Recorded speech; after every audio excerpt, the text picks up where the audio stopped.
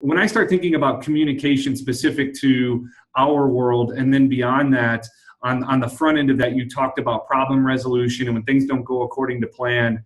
I have a really hard time with people hiding behind social networking devices, IM, and email to maybe avoid or to give the perception of avoiding a tough conversation.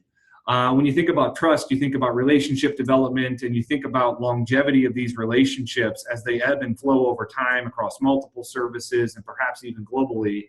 You are never, as you create those touch points and as you proliferate from an organizational perspective, you are never not going to have an opportunity to have a tough conversation. It just is what it is.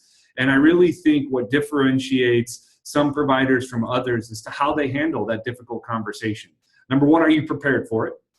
Relative to root cause, problem resolution, why what happened, and what you're going to do about it, as opposed to just picking up the phone and saying, hey, this happened, I have to get back to you.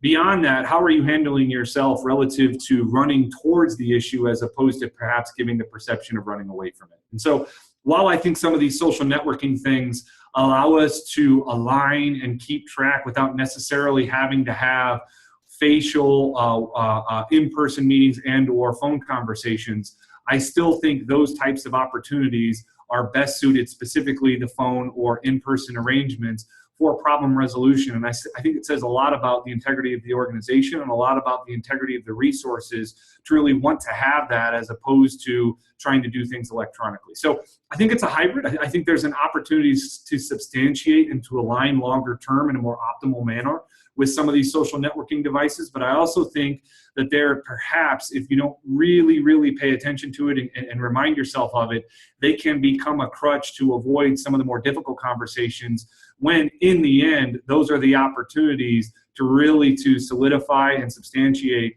the trust and the relationship development longer term of some of these engagements. So I kind of look at it both ways.